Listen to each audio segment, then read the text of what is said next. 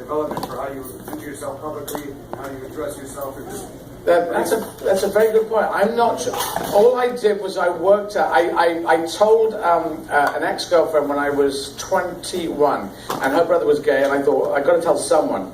And she was cool about it, so then I remember I told her, this is up in Sheffield, I was at university, north of England, and I went to, I stood looking out the window at some point, I don't know, because I was just unloading information to her, stories and stuff, and then I said, I know, I'm going to tell everyone. I said this idea, and then I thought, well, that's a ridiculous idea, and then it's one of those ideas that sat in my head for a number of weeks. I thought, no, that is what I got to do. So I was gradually building up to it, and I knew it was going to be scary, and then I was down in London, and I found out there was a help group, a TV, transsexual help group, and it was about half a mile from where I was. It was the only one in Britain, and it was half a mile from where I was. So I thought, this is God telling me I've got to come out, even though God doesn't exist. It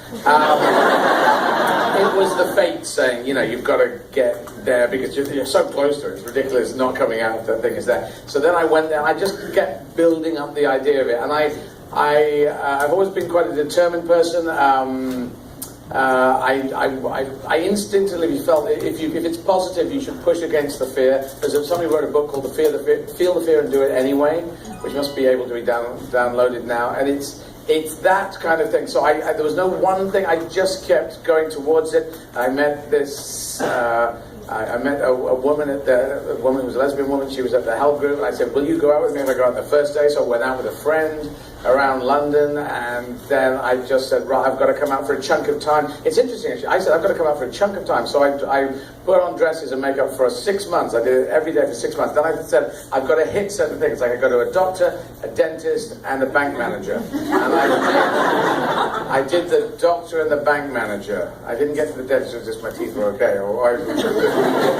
But I did go to the doctor for a cold, kind of looking like this. And he said, what's the problem? I said, I've got a cough. And he said, yeah, and I need something for a cough. And he said, surely, you know, the implication on him was, and you need a lot more help and stuff. No, just the fucking cough, thank you.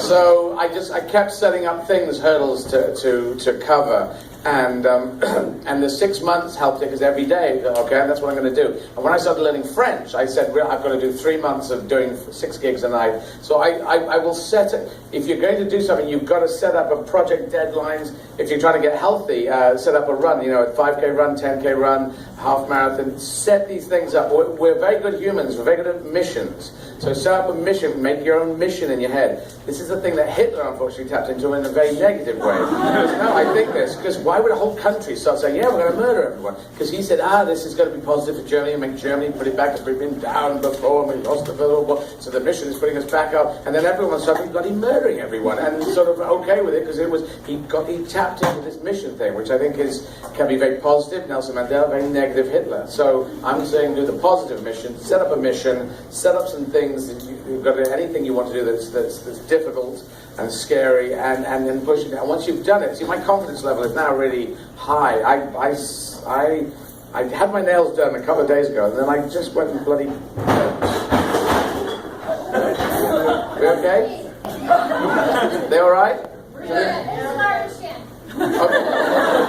So I just screwed my nails up, and I was trying to rest today, and I thought, no, fuck it, I'm going to pick up the phone, and I phoned there's a Luxor nail salon in one of the places, and I just got up and I walked down looking like this.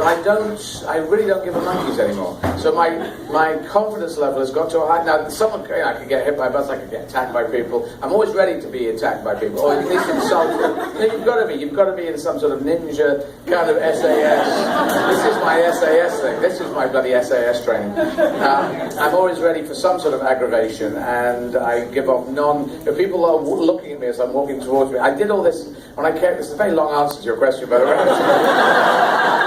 I started going out, because I thought people were going to look at me when I was walking around, so I started looking at people when I was just walking around not wearing any makeup, and I found that some people looked at me, some people didn't, and you get hypersensitive when you start going out if you're wearing heels and makeup. And so then I would always take a book with me for sitting on the tube on public transport. You can read a book. Now you can do it with an iPad or just look at your iPhone. You control other people's uncomfortableness. I found that if I'm relaxed, everyone goes, he's relaxed. I'm relaxed. And if I'm kind of edgy, everyone goes, oh God, what do we do? What do we do? Run! batten the doors down. So that's the thing. It's you set up things for yourself, push it back, and your confidence will build. And now my confidence is in a pretty good place. Your question right at the back.